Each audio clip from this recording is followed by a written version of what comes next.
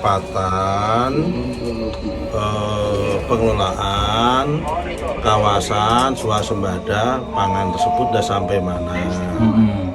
Ya saya sampaikan sudah ada 328.000 hektar yang sudah terbit SK, saya kalau SK HGU gitu aja, sama SK HGB kepada PT Agrinas.